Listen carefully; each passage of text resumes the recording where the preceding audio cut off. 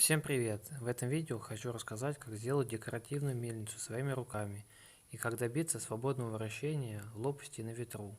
Чтобы не томить, я сразу выкладываю эскиз мельницы, сделанный в SolidWorks. Основные размеры я указал здесь, а все остальные уже импровизировал в процессе. Поэтому смотрите все видео до конца, там я все подробно рассказал и показал. Свою работу начал с каркаса. Как обычно, использовал то дерево, которое было под рукой.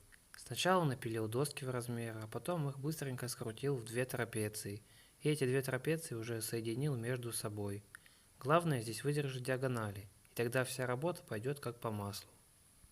Пока обшивал каркас вагонкой, решил сделать вот такую платформу под мельницу, чтобы и стояла она поустойчивее, и чтобы сама мельница не гнила. Вот. Платформа получилась с размерами 75 на 75 сантиметров и высотой 8 сантиметров. Сам каркас крепил вот на обычные уголки. 6 уголков. Начал делать лопасти для мельницы. Для этого я взял два бруска длиной по 50 сантиметров и шириной 8. Вот, и выбрал середину и сделал обычные соединения. Дальше я сделал срез в торце под 10 градусов, чтобы лопасти вращались на ветру.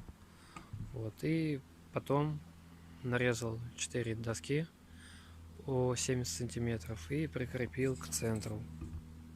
Вот доделываю уже лопасти вентилятора. Вот так это получается. Верхняя дощечка 45 сантиметров, вот нижняя 20. Вот оставляю запасом и потом отрезаю, и получается вот так вот.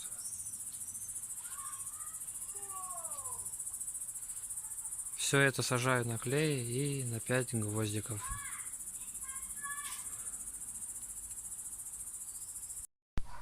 И вот закончил каркас второго этажа мельницы. Вот с размерами в основании 50 на 50 сантиметров.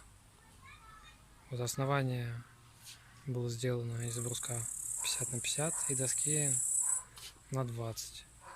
Вот перевернуто таким образом. Также нарезано было 4 столбика. Вот все это было перевернуто на саморезы, на уголки и закреплено клеем. Сверху дальше были поперечины, были положены на эти столбики, и поверх них уже стропила. Вот.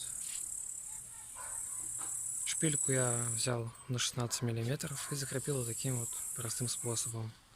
Дощечки и по 2 самореза. Получилось все очень жестко, мощно, монолитно. Третья скорость. Автомат. Вообще. Первый запуск прошел успешно. Лопасти вращаются очень легко и плавно. В конце видео я расскажу, как удалось этого добиться. Наконец, работа ближется к финальной стадии. Все досочки отшлифованы, где нужно отфрезерованы.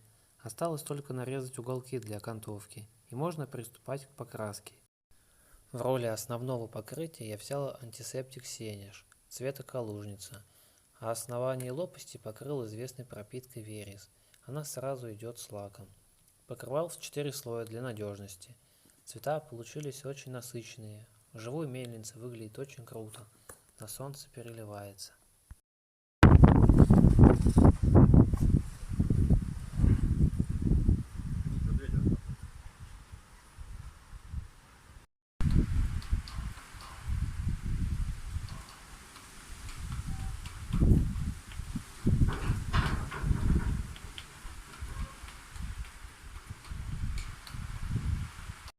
С момента изготовления данной мельницы прошло уже более 3 месяцев, а она выглядит как новая.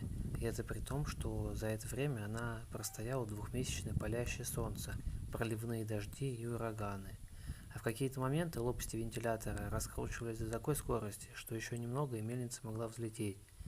Жду теперь зимы, интересно, как она вообще сохранится после морозов.